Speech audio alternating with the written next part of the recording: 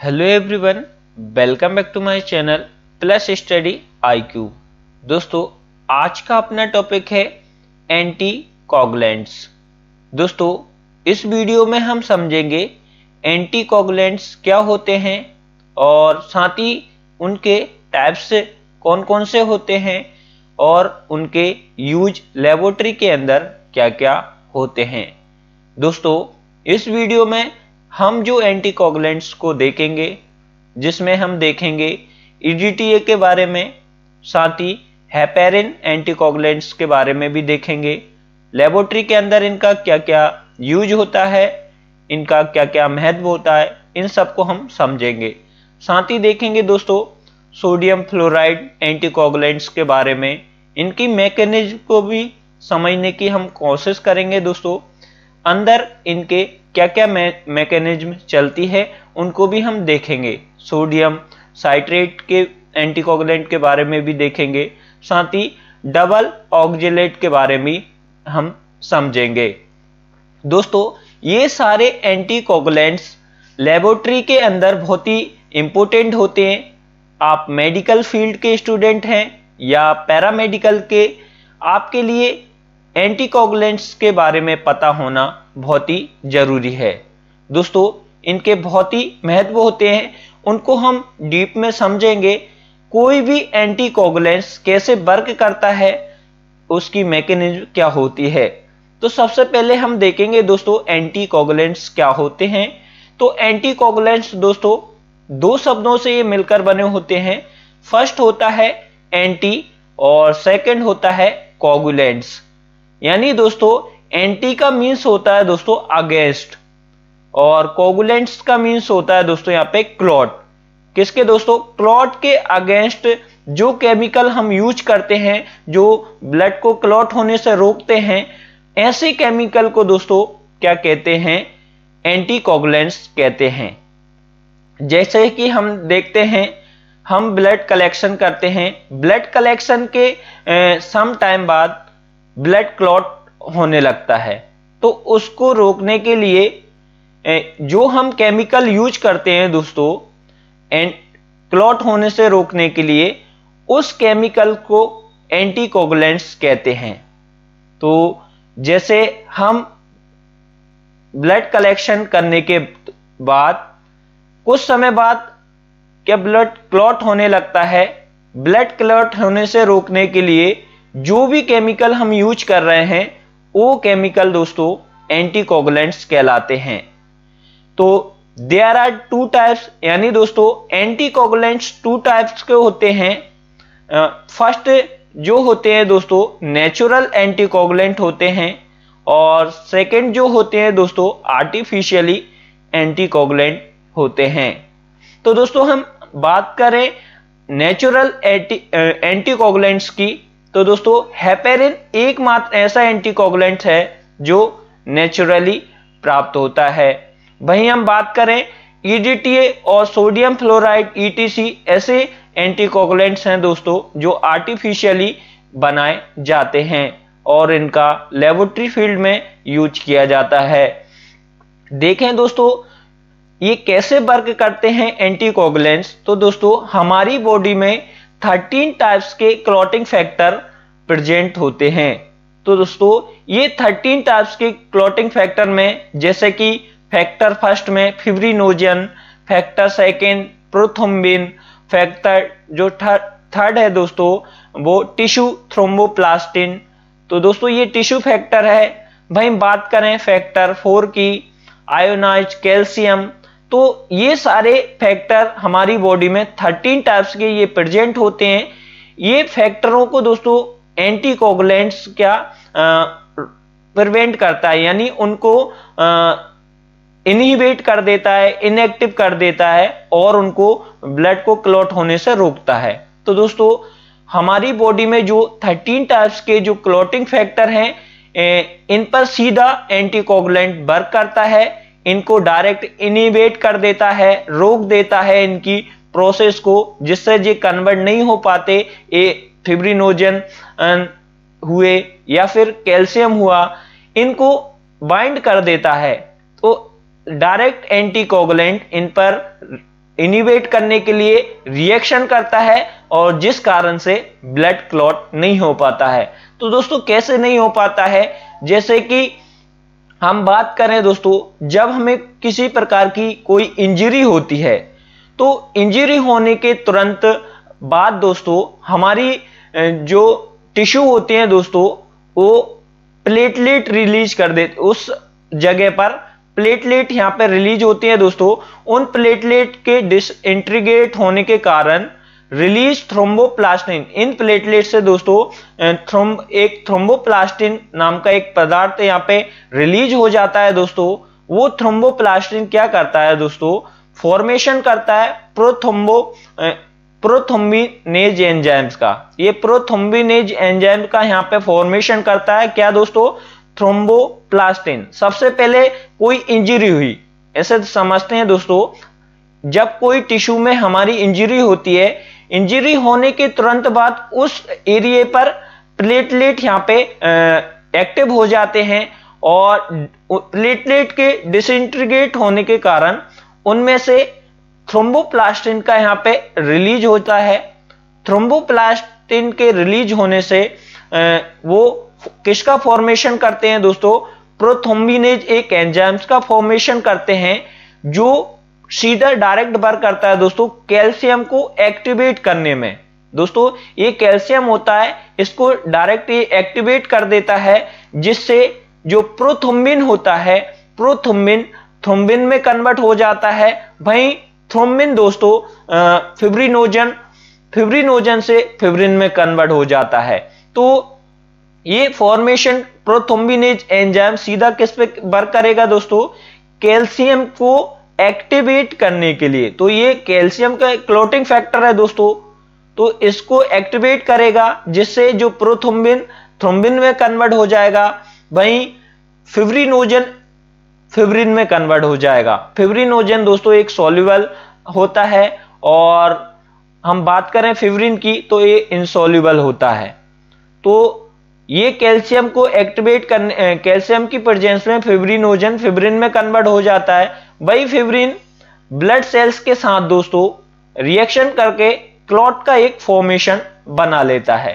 तो आपको यहाँ पे ये क्लियर हुआ कि जैसे कि हमको कोई भी यहाँ पे चोट लगती है, इंजरी होती है, उस पर यहाँ पे रिएक्शन क्या होता है, अंदर की मैकेनिज्म कैसे वर्क करता है, कैसे क्लॉट का फॉर्मेशन होता है। तो ये आपका क्लियर हुआ। सबसे पहले कोई भी टिश्यू में जो इंजरी होती है वो क्या करता है दोस्तों, उस समय उस एरिया पर प्लेटलेट यहाँ पे आ जाते हैं। प्लेटलेट के डिसइंटीग्रेट होने के कारण उनमें से थ्रोम्बोप्लास्टिन का दोस्तों यहाँ पे रिलीज होता है। थ्रोम्बोप्लास्टिन क्या करता है, फॉर्मेशन करता है प्रोथ्रोम्बिनेज यहाँ पे एंजाइम्स का। वो प्रोथ्रोम्बिनेज एंजाइम कुछ यहाँ पे कैल्शियम को एक्टिवेट कर देता है। ये कैल्शियम के एक्टिवेट होने के कारण ही प्रोथ्रोम्बिन थ्रोम्बिन में कन्वर्ट होता है और थ्रोम्बिन दोस्तों यहाँ पे आगे इसको कैल्शियम को एक्टिवेट करेगा और फिब्रिनोजन फिब्रिन में यहाँ पे कन्वर्ट होगा और फिब्रिन और प्लस ब्लड सेल्स यहाँ पे मिलकर दोस्तों क्लॉट का यहाँ पे फॉर्मेशन बना लेगा। तो यहाँ पे ये क्लॉटिंग की यहाँ पे मैकेनिज्म क्लियर हुई। नेक्स्ट हम बात करें दोस्तों यूजेस की, यानी दोस्तों एंटीकोगुलेंट्स के क्या क्या उपयोग होते हैं लेबोरेटरी के अंदर। तो दोस्तों जो एंटीकोगुलेंट होते हैं बहुत ही इंपॉर्टेंट होते हैं। वो अगर हम बात करें मेडिकल फील्ड की और पैरामेडिकल फील्ड, इन दोनों फील्डों के लिए एंटीकोगुलेंट बहुत ही जरूरी होते हैं। और दोस्तों साथ ही ये जो टेस्ट को परफॉर्म करने के लिए वाइटल रोल प्ले करते हैं दोस्तों एंटीकोगुलेंट। और बात करते हैं anticoagulant is chemical that can prevent blood from clotting for longer time. तो दोस्तों ये एक ऐसे केमिकल होते हैं जो ब्लड को क्लॉट होने से एक लंबे समय तक यहाँ पे रोकते हैं। साथ ही दोस्तों इनका मेडिसिन में भी यूज होता है। तो दोस्तों anticoagulant in also use medicine, तो मेडिसिन में भी इनका यूज किया जाता है। साथ ही हम बात करें ब्लड सेल्स और ब्लड बैंक में ये एंटीकोगुलेंट्स दोस्तों इनका यूज किया जाता है। अब नेक्स्ट देखें दोस्तों टाइप ऑफ एंटीकोगुलेंट्स की बात करें, लेबोरेटरी फील्ड के अंदर कौन कौन से टाइप के यहाँ पे एंटीकोगुलेंट्स का यूज किया जाता है, तो सबसे फर्स्ट जो हमारा है दोस्तों हेपेरिन, और सेकंड है दोस्तों ईडीटीए, जिसके फुल फॉर्म की हम बात करें हमेशा कॉम्पिटिटिव एग्जाम में भी पूछा जाता है, और आपके जो यूनिवर्सिटी एग्जाम है दोस्तों इसमें भी आपको लिखना जरूरी होता है। तो दोस्तों जो ईडीटीए का फुल फॉर्म होता है वो होता है ethylene diamine tetra acetic acid. तो दोस्तों इसका आपको फुल फॉर्म हमेशा याद होना चाहिए, आपके वाइवा एग्जाम में भी पूछ लिया जाता है। तो दोस्तों भाई बात करें सोडियम फ्लोराइड, थर्ड जो हमारा एंटीकोगुलेंट है, और फोर्थ इसमें शामिल किया गया है दोस्तों सोडियम साइट्रेट के बारे में भी हम बात करेंगे, और डबल ऑक्जेलेट एंटीकोगुलेंट के बारे में भी हम बात करेंगे। तो दोस्तों एसीडी दोस्तों इसकी फुल फॉर्म की हम बात करें एसिड साइट्रेट डेक्सट्रोज, जो हमेशा हम ब्लड बैंक में यूज करते हैं दोस्तों, पहले किया जाता है लेकिन आजकल इसका यूज अब नहीं किया जाता है। वहीं सीपीडी की बात करें तो सीपीडी का फुल फॉर्म होता है दोस्तों साइट्रेट फॉस्फेट डेक्सट्रोज।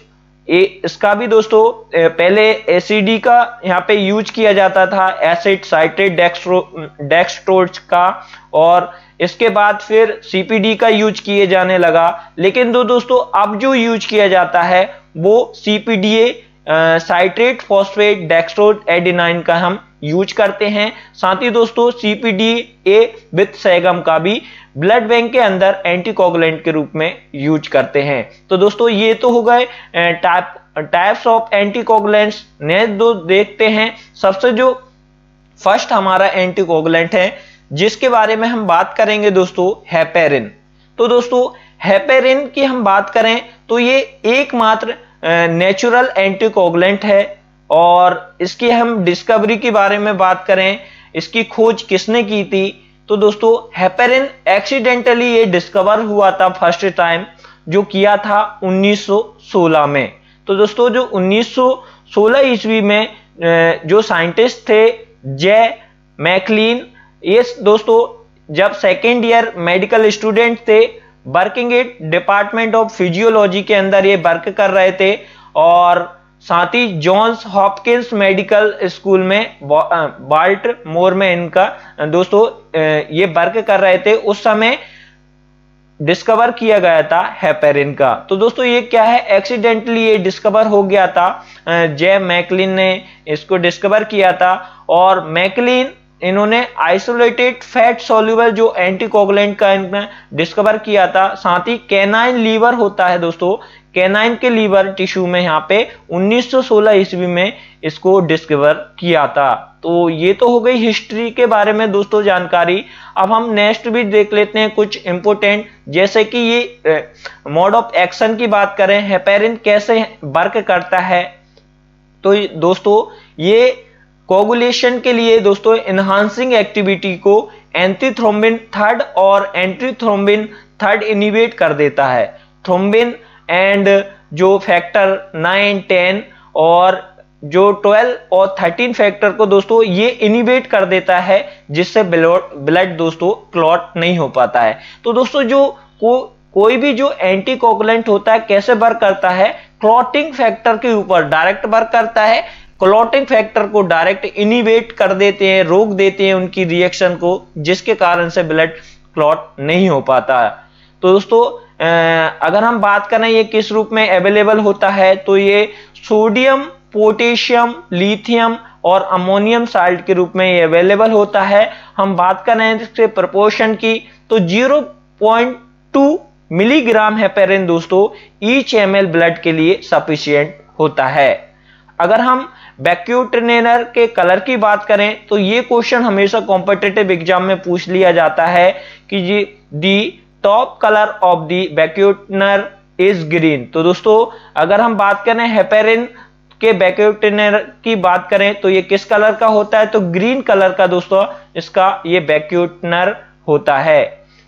भाई हम इसके उपयोग की यानी यूज की बात करें तो ये ऑस्मेटिक जो फ्रेजिलिटी टेस्ट में भी यूज करते हैं इसका हम, और एली सेल प्रिपरेशन, साथ ही हेपेरिनाइज जो प्लाज्मा के बनाने में भी दोस्तों हम हेपेरिन एंटीकोगुलेंट का यूज करते हैं। तो दोस्तों इसकी हम रिएक्शन देख लेते हैं ये कैसे वर्क करता है। तो जो हेपेरिन क्या करता है दोस्तों, या तो डायरेक्ट जो इनिवेट कर देगा एसिड फास्फेटेज को, जिसके कारण से ब्लड क्लॉट नहीं हो पाएगा, मैकेनिज्म रुक जाएगी, या फिर वर्क करेगा दोस्तों किस पर, एंटी थ्रोम्बिन थर्ड पर। तो दोस्तों हेपेरिन क्या करता है, एक्टिवेट कर देता है किसको, एंटी थ्रोम्बिन थर्ड को। ये एंटी थ्रोम्बिन थर्ड दोस्तों डायरेक्ट इनएक्टिव किसको करता है, जो प्रोथ्रोम्बिन से थ्रोम्बिन यहाँ पे कन्वर्ट होने में इसको रोक देता है डायरेक्ट, और जिसके और साथ ही फिब्रिनोजन को फिब्रिन में कन्वर्ट होने से इस यहाँ पे रोक देता है। तो दोस्तों इसके रोकने से यहाँ पे फिब्रिन क्लॉट फॉर्मेशन यहाँ पे नहीं बन पाता है और ब्लड दोस्तों क्लॉट होने से रुक जाता है। तो दोस्तों यहाँ पे जो हेपेरिन एंटीकोगुलेंट किस पर वर्क कर रहा है, डायरेक्ट एंटी थ्रोम्बिन थर्ड पर डायरेक्ट वर्क कर रहा है, और ये डायरेक्ट एंटी थ्रोम्बिन थर्ड यहाँ पे दोस्तों जो प्रोथ्रोम्बिन को थ्रोम्बिन में कन्वर्ट होने से रोक देता है, और फिब्रिनोजन को फिब्रिन में कन्वर्ट होने से ये इसको इनएक्टिव कर देता है, जिससे ये कन्वर्ट नहीं हो पाता है और फिब्रिन का यहाँ पे क्लॉट फॉर्मेशन नहीं हो पाता है। तो दोस्तों ऐसे ही नेक्स्ट जो अगर हम बात करें, इसके कुछ डिसएडवांटेज भी हैं दोस्तों हेपेरिन के। तो ये अगर हम बात करें इसके डिसएडवांटेज की, तो हेपेरिन दोस्तों मोर एक्सपेंसिव होता है, यानी बहुत महंगा होता है दोस्तों, इसलिए लेबोरेटरी फील्ड में ज्यादा इसका यूज नहीं किया जाता है। तो एक्सपेंसिव होने के कारण इसका कम यूज किया जाता है। वहीं हम बात करें दोस्तों इसके एक्शन ऑफ शॉर्ट ड्यूरेशन की, तो ये ब्लड को सिर्फ दोस्तों 4 से 6 आवर के लिए ही यहाँ पे क्लॉट होने से रोक सकता है। इससे ज्यादा टाइम के लिए दोस्तों ये यूज नहीं किया जा सकता है। और साथ ही हम बात करें दोस्तों ये टीएलसी के लिए भी, यानी टोटल ल्यूकोसाइट काउंट के लिए भी हम इसका डायरेक्ट यूज नहीं करते हैं, क्योंकि ये ल्यूकोसाइट को क्लम्पिंग फॉर्मेशन में कॉज करता है। वहीं हम बात करें ये दोस्तों डायरेक्ट हम ये इसका ब्लड स्मीयर बनाने के लिए हम इसका यूज नहीं करते हैं, क्योंकि ये इम्पैक्ट क्या असर डालता है, ये ब्लू बैकग्राउंड दोस्तों ये देता है स्टेनिंग के बाद। वहीं हम बात करें it is not suitable for agglutination test. तो दोस्तों जो ब्लड बैंक में एग्लूटिनेशन टेस्ट होते हैं उनमें हम इसका यूज नहीं करते हैं। तो दोस्तों नेक्स्ट हम बात करें जो सेकंड हमारा ईडीटीए यानी एथिलीन डायमीन टेट्राएसिटिक एसिड की। तो दोस्तों ये आर्टिफिशियली एंटीकोगुलेंट है, और साथ ही दोस्तों ये कैसे वर्क करता है, तो EDT anticoagulants preserve the cellular components which it use haematological examination. तो दोस्तों जो ईडीटीए होता है एथिलीन डायमीन टेट्राएसिटिक एसिड, इसका हम यूज सेलुलर कंपोनेंट को प्रिजर्व करने के लिए, हेमेटोलॉजी एग्जामिनेशन करने के लिए हम इसका यूज करते हैं।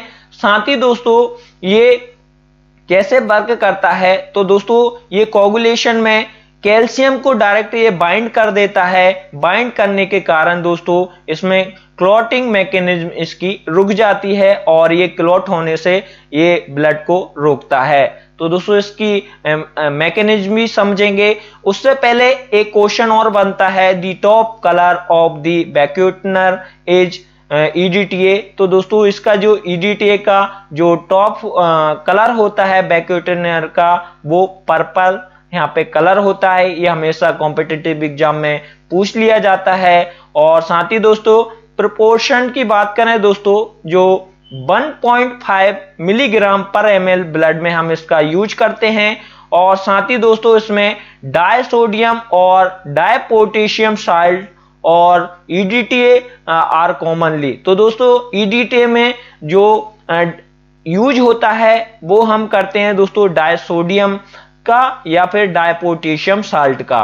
और साथ ही दोस्तों जो di potassium salt preserve because it is more soluble compare to di sodium salt. तो दोस्तों जो ड्राई पोटेशियम होता है वो हम ज्यादा यूज करते हैं किसके कंपैरिजन में, डायसोडियम के, क्योंकि ये मोर सोल्यूबल होता है, यानी ज्यादा सोल्यूबिलिटी होती है इसकी। और हम बात करें अब जो ज्यादातर यूज किया जाता है वो ईडीटीए ट्राई पोटेशियम साल्ट का हम प्रेफर करते हैं दोस्तों। तो आपको यहाँ पे याद होना चाहिए जो हम ईडीटीए यूज करते हैं वो किस फॉर्म में करते हैं दोस्तों, ट्राई पोटेशियम साल्ट के रूप में। नेक्स्ट हम बात करें दोस्तों इसकी मैकेनिज्म की, यानी जो ब्लड को क्लॉट होने से कैसे रोकता है। तो दोस्तों ईडीटीए ये चिलेटिंग एजेंट, तो दोस्तों ईडीटीए क्या है, चिलेटिंग एजेंट। हम चिलेटिंग एजेंट के बारे में समझेंगे दोस्तों, ये चिलेटिंग एजेंट्स क्या होते हैं। तो chelating agent is a chemical compound that react with metal ion to form stable water soluble metal complex.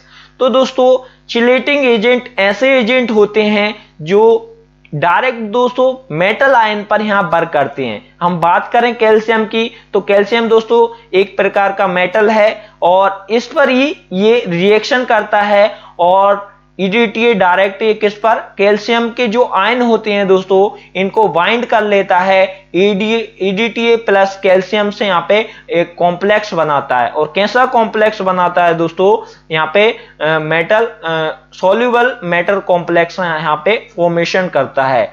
भाई हम बात करें दोस्तों ईडीटीए के जो एक फॉर्मूला क्या होता है, तो C10H16N2O8 इसका दोस्तों केमिकल फॉर्मूला होता है। तो दोस्तों यहां पे क्लियर हुआ कैसे ईडीटीए वर्क करता है, ब्लड को क्लॉट होने से कैसे रोकता है। तो ईडीटीए दोस्तों एक चिलेटिंग एजेंट, तो चिलेटिंग एजेंट का यहां पे आपको मतलब क्लियर हो गया होगा दोस्तों कि चिलेटिंग एजेंट क्या होते हैं। चिलेटिंग एजेंट ऐसे कंपाउंड होते हैं दोस्तों जो डायरेक्ट मेटल आयन पर यहाँ पे रिएक्शन करते हैं और उनको बाइंड करके दोस्तों ईडीटीए प्लस कैल्शियम यहाँ पे कॉम्प्लेक्स का फॉर्मेशन करते हैं, जिससे ब्लड यहाँ पे, यानी दोस्तों कोई भी प्रकार का यहाँ पे एंटीकोगुलेंट वो डायरेक्ट किस पर दोस्तों वर्क कर रहा है, यहाँ पे क्लॉटिंग फैक्टर के ऊपर यहाँ पे वर्क कर रहा है। ये कैल्शियम आयन यहाँ आयोनाइज फॉर्म में है, इसको ए आयन से यहाँ पे बाइंड करेगा ईडीटीए, जो नॉन आयोनाइज फॉर्म में इसको कन्वर्ट कर देगा, जिससे ये आगे रिएक्शन नहीं कर पाएगा और आगे ये रिएक्शन नहीं कर पाने के कारण ब्लड यहाँ पे क्लॉट नहीं होगा। दोस्तों नेक्स्ट जो देखते हैं हम इसके यूज हम कहां लेबोरेटरी के अंदर करते हैं। तो हीमोग्लोबिन एस्टिमेशन में भी दोस्तों जो ईडीटीए का सैंपल का यूज करते हैं। भाई हम सीबीसी यानी कंप्लीट ब्लड पिक्चर और कंप्लीट ब्लड हीमोग्राम में भी दोस्तों हम इसका यूज करते हैं। और हेमाटोक्रिट का डिटर्मिनेशन करने में भी इसका यूज करते हैं। सिकलिंग टेस्ट के लिए भी हम ईडीटीए का यूज करते हैं। रेटिकुलोसाइट के लिए भी काउंट के लिए हम ईडीटीए का यूज करते हैं। ग्लाइकोसिलेटेड हीमोग्लोबिन यानी दोस्तों HbA1c का टेस्ट डिटर्मिनेशन करने के लिए, टेस्ट को परफॉर्म करने के लिए भी हम ईडीटीए बाइल का ही यूज करते हैं। तो दोस्तों ईडीटीए एंटीकोगुलेंट बहुत ही इंपॉर्टेंट है, इसके बारे में आपको एक एक बात यहाँ पे क्लियर होना चाहिए। इसके कुछ डिसएडवांटेज भी हैं ईडीटीए के। ये दोस्तों change occurring due to prolonged storage blood in EDTA. तो दोस्तों अगर हम ईडीटीए बाइल में अधिक समय के लिए अगर हम स्टोरेज ब्लड करते हैं तो उसमें कुछ डिसएडवांटेज देखने को मिलते हैं। जैसे हम बात करें आरबीसी की, तो आरबीसी में क्रीनेशन एक कंडीशन होती है, क्रीनेशन का यहाँ पे फॉर्मेशन कर देता है। स्पेरोसाइट चेंजेस देखने को मिलते हैं। वहीं हम बात करें न्यूट्रोफिल्स की, तो इसमें न्यूट्रोफिल्स के ग्रेन्युल्स इसमें लॉस हो जाते हैं। जो दोस्तों ईडीटीए के कुछ डिसएडवांटेज भी हैं। अगर हम इसको ज्यादा समय के लिए स्टोर करते हैं तो ये इसमें चेंजेस हमको देखने को मिलते हैं। नेक्स्ट हम बात करें दोस्तों सोडियम फ्लोराइड। तो दोस्तों सोडियम फ्लोराइड एक वीक एंटीकोगुलेंट होता है दोस्तों, जो क्या करता है ग्लाइकोलाइसिस को इनिबिट कर देता है, enzyme system involve in glycolysis. तो दोस्तों इसमें दो प्रकार की यहाँ पे रिएक्शन होगी, एक तो ब्लड को क्लॉट होने से रोकेगा, साथ ही दोस्तों सोडियम फ्लोराइड हम कहाँ पे यूज करते हैं, ग्लूकोज एस्टिमेशन के लिए हम यूज करते हैं, जिसमें ग्लूकोज डिक्रीज इसमें नहीं होती है। तो दोस्तों ये डायरेक्ट कैसे इसमें वर्क करता है उसको हम देखेंगे। जैसे कि सोडियम फ्लोराइड क्या है, एक वीक एंटीकोगुलेंट है। दोस्तों आपको याद होना चाहिए, हमेशा कॉम्पिटिटिव एग्जाम में पूछ लिया जाता है कि सोडियम फ्लोराइड कैसा एंटीकोगुलेंट है, तो वीक एंटीकोगुलेंट है दोस्तों। और ये डायरेक्ट क्या करता है, ग्लाइकोलाइसिस को बाय इनिबिट कर देता है, जो ग्लाइकोलाइसिस साइकिल होती है उसको इनिबिट कर देता है, और एंजाइम सिस्टम को इन्वॉल्व होते हैं दोस्तों, उनको यहाँ पे ग्लाइकोलाइसिस साइकिल को यहाँ पे इनिबिट कर देता है। तो ग्लाइकोलाइसिस में जो एंजाइम इन्वॉल्व होते हैं वो कौन सा एंजाइम होता है दोस्तों, एक इंपोर्टेंट एंजाइम है एनोलेज एंजाइम को ये इनिबिट कर देता है, जिससे क्या आगे जो दोस्तों सोडियम फ्लोराइड आगे ग्लाइकोलाइसिस को, ग्लूकोज में जो ग्लाइकोलाइसिस की जो साइकिल है उसको यहाँ पे कंप्लीट होने से रोक देता है, जिससे ग्लूकोज का कम यूज हो पाता है और ग्लूकोज यहाँ पे नॉर्मल जो रेंज होती है दोस्तों उसमें डिक्रीज नहीं हो पाती है। तो दोस्तों अगर हम बात करें दी top colour of the vacutainer is grey, तो दोस्तों इसका जो वैक्यूटेनर होता है टॉप, इसका कलर कैसा होता है, तो ग्रे कलर का होता है दोस्तों। और ये सोडियम फ्लोराइड हम जो यूज करते हैं, किस में यूज करते हैं, तो ग्लूकोज के एस्टिमेशन में हम इसका यूज करते हैं। साथ ही दोस्तों ये कैसे वर्क करता है, तो it is use in combination of potassium oxalate usually 1 part. तो दोस्तों इसमें 2 पार्ट यहाँ पे कॉम्बिनेशन हम यूज करते हैं, एक करते हैं पोटेशियम ऑक्जेलेट का और जो जिसका हम 1 पार्ट यूज करते हैं, और सेकंड दोस्तों सोडियम फ्लोराइड, एंड 3 पार्ट हम किसका करते हैं दोस्तों, पोटेशियम ऑक्जेलेट आर मिक्स्ड। तो दोस्तों हम किसमें दोस्तों, it is use in combination of potassium oxalate usually 1 part of sodium fluoride and 3 part और पोटेशियम ऑक्जेलेट का हम यूज करते हैं। तो दोस्तों आपको यहाँ पे क्लियर हो गया।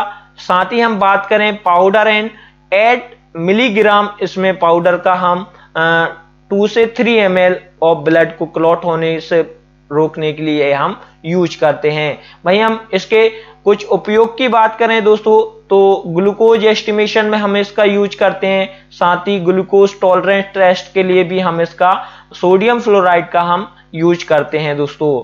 डिसएडवांटेज भी है कुछ इसके सोडियम फ्लोराइड के, तो हम बात करें डिसएडवांटेज के लिए, तो ये एंजाइमेटिक डिटर्मिनेशन के लिए दोस्तों हम इसका यूज नहीं करते हैं। और बात करें हम ये कैसा मैकेनिज्म में कैसे वर्क करता है, तो दोस्तों जो सोडियम फ्लोराइड है एक वीक एंटीकोगुलेंट है, साथ ही ये कैसे 2 प्रकार की इसमें रिएक्शन चलेंगी दोस्तों, एक तो ब्लड को क्लॉट होने से यहाँ पे रोकेगा, साथ ही एक एंजाइम को इनिबिट, जो एनोलेज एंजाइम होता है उसको रोक देता है, जिसके कारण जो ग्लाइकोलाइसिस की जो आगे साइकिल कंप्लीट नहीं हो पाती और ग्लूकोज लेवल यहाँ पे फेल नहीं हो पाता है, यानी कम नहीं हो पाता है। तो दोस्तों इसमें 2 प्रकार की रिएक्शन चलेंगी, एक जो ब्लड को क्लॉट होने से नहीं रोकेगा, उसमें दोस्तों प्रिवेंट क्लॉटिंग, जो यहाँ पे जो कैल्शियम होता है दोस्तों डायरेक्ट इसको बाइंड, कैल्शियम आयन को यहाँ पे बाइंड कर देता है, बाइंड करने से ये ब्लड को क्लॉट होने से रोकता है। और साथ ही दोस्तों ये एंजाइम इनिबिटर की तरह भी काम करता है सोडियम फ्लोराइड, तो जो एनोलेज एंजाइम होता है उसको इनिबिट कर देता है, जिससे ग्लाइकोलाइसिस साइकिल की आगे कंप्लीट नहीं हो पाता है और glucose level will be not fail, यहाँ पे कम नहीं हो पाता है। हम बात करें सोडियम साइट्रेट की, तो सोडियम साइट्रेट दोस्तों एक चिलेटिंग एजेंट है, और साथ ही ये sodium citrate solution at concentration 3.2% in 1:9 ratio is use for coagulation study. तो दोस्तों सोडियम साइट्रेट में 2 यहाँ पे यूज करते हैं, 2 फॉर्म में यूज करते हैं। फर्स्ट जो रहता है दोस्तों 2 कंसंट्रेशन रहते हैं इसके, जो फर्स्ट जो रहता है 3.2% वाला, जिसका 1:9 हम यूज करते हैं किस में, कोगुलेशन स्टडी के लिए, यानी पीटीआई और एपीटीटी टेस्ट के लिए हम इसमें यूज करते हैं कोगुलेशन स्टडी के लिए। और एक जो रहता है दोस्तों 3.8% 1:4 का हम इसमें यूज करते हैं, जो ईएसआर डिटर्मिनेशन के लिए हम वेस्टरग्रेन मेथड के लिए हम यूज करते हैं। तो दोस्तों फर्स्ट हम समझेंगे जो सोडियम साइट्रेट में 3.2% वाला होता है, जिसमें हम 1:9 यानी 1 एंटीकोगुलेंट का रहता है दोस्तों, और 9 यहाँ पे ब्लड का, इसका हम कोगुलेशन की स्टडी के लिए यानी पीटी और एपीटीटी टेस्ट को परफॉर्म करने के लिए हम इसका यूज करते हैं। और इसका टॉप ऑफ कलर की बात करें बैक्यूटेनियर की, तो इसका ब्लू इसका कलर होता है दोस्तों, ये कोगुलेशन स्टडी में इसका यूज किया जाता है। वहीं जो सेकंड सोडियम साइट्रेट होता है 3.8% वाला, जिसका 1 हम एंटीकोगुलेंट और 4 ब्लड का हम यूज करते हैं, और ईएसआर डिटर्मिनेशन के लिए वेस्टरग्रेन मेथड का में हम इसका यूज करते हैं। और इसका दोस्तों बैक्यूटेनियर की टॉप ऑफ कलर की बात करें तो इसका ब्लैक कलर होता है, इसको ब्लैक कलर से हम यहाँ पे जान सकते हैं। वहीं बात करें दोस्तों सोडियम साइट्रेट की, तो सोडियम साइट्रेट यहाँ पे ट्राई सोडियम साइट्रेट का हम ज्यादातर यूज करते हैं दोस्तों। ये क्या करता है, ये कैल्शियम को यहाँ पे चिलेट यानी बाइंड कर लेता है कैल्शियम आयन को, और नॉन आयोनाइज फॉर्म में यहाँ पे कन्वर्ट कर देता है, जिनसे इनसॉल्युबल कॉम्प्लेक्स या फॉर्मेशन होता है, और कोगुलेशन यहाँ पे ब्लड को क्लॉट होने से इनिवेट कर देता है यानी रोक देता है दोस्तों। भाई हम बात करें सोडियम साइट्रेट के कुछ डिसएडवांटेज भी होते हैं, तो दोस्तों हम इसका सेल मॉर्फोलॉजी में हम प्रिजर्व करने के लिए इसका यूज नहीं करते हैं। साथ ही हम बात करें कंप्लीट ब्लड काउंट यानी सीबीसी टेस्ट के लिए भी हम इसका यूज नहीं करते हैं। और दोस्तों एंजाइमेटिक डिटर्मिनेशन में भी इसका यूज नहीं किया जाता है। बात करें फोर्थ जो हमारा है डबल ऑक्जिलेट, तो दोस्तों ये ज्यादातर अब यूज नहीं किया जाता है। लेकिन हम बात करें दोस्तों जब ईडीटीए का इन्वेंशन नहीं हुआ था, ईडीटीए की खोज नहीं हुई थी, इंट्रोड्यूस नहीं हुए थे ईडीटीए से, उस समय दोस्तों हम डबल ऑक्जिलेट का हम यूज करते थे। तो दोस्तों this consist of potassium oxalate and ammonium oxalate. तो दोस्तों इसका डबल ऑक्जिलेट नाम कैसे पड़ा, तो ये दो यहाँ पे कंपोजिशन से मिलकर बना होता है। एक होता है दोस्तों पोटेशियम ऑक्जिलेट और दूसरा होता है अमोनियम ऑक्जिलेट।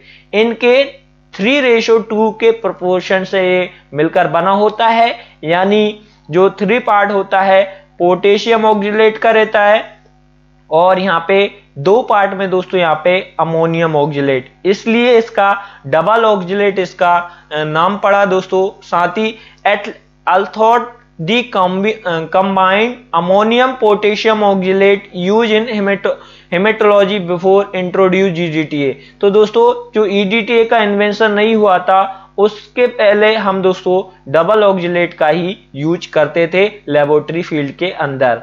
लेकिन ammonium oxalate prevent shrinking of RBC and potassium oxalate दोस्तों प्रिवेंट स्वेलिंग ऑफ आरबीसी। तो दोस्तों जो अमोनियम ऑक्जिलेट कैसे करता है, किससे रोकता है, श्रिंकिंग, आरबीसी को श्रिंक होने से यहाँ पे रोकता है। और हम बात करें पोटेशियम ऑक्जिलेट की, तो ये दोस्तों आरबीसी को स्वेलिंग होने से ये रोकता है। तो इसके मैकेनिज्म की बात करें तो जो पोटेशियम ऑक्जिलेट होता है दोस्तों, ये चिलेटिंग एजेंट यहाँ पे जो कैल्शियम आयन को दोस्तों यहाँ पे बाइंड कर लेता है। कैल्शियम आयन को बाइंड करने से यहाँ पे प्रेसिपिटेट कैल्शियम साल्ट का यहाँ पे फॉर्मेशन होता है। Calcium salt is unavailable initiate coagulation. तो दोस्तों ये कैसे रोकता है यहाँ पे ब्लड को क्लॉट होने से, तो ये कैल्शियम होता है, कैल्शियम जो आयन को बाइंड कर लेता है डायरेक्ट, और बाइंड करने से यहाँ पे क्लॉट का फॉर्मेशन यहाँ पे नहीं हो पाता है, आगे रिएक्शन नहीं हो पाती है। यानी जो कोई भी प्रकार का दोस्तों एंटीकोगुलेंट है वो डायरेक्ट सीधे यहाँ पे क्लॉटिंग फैक्टर के ऊपर यहाँ पे रिएक्शन कर रहा है, वर्क कर रहा है और उनको इनिवेट कर रहा है, जिससे ब्लड क्लॉट नहीं हो पाता है। हम बात करें डबल ऑक्जेलेट, यहाँ पे कुछ इसका यूज कहाँ पे किया जाता है, तो ईएसआर और हेमेटोक्रिट में हम इसका यूज करते हैं। साथ ही डिसएडवांटेज की बात करें दोस्तों डबल ऑक्जेलेट की, तो ये सेल मॉर्फोलॉजी में हम इसका प्रिजर्व करने के लिए यूज नहीं करते हैं। और साथ ही दोस्तों ये ब्लड स्मीयर स्टडीज के लिए भी हम इसका यूज नहीं करते हैं। तो दोस्तों ये थे एंटीकोगुलेंट्स के बारे में। तो like the video and subscribe my channel. दोस्तों अगर आपको टॉपिक अच्छा लगा और वीडियो अच्छी लगी दोस्तों, तो अपने दोस्तों के साथ शेयर करना ना भूलें। साथ ही दोस्तों हमारे चैनल को सब्सक्राइब भी जरूर करें। तो आज के लिए इतना ही दोस्तों। Thanks for watching. Please like share and subscribe my channel. Thank you so much.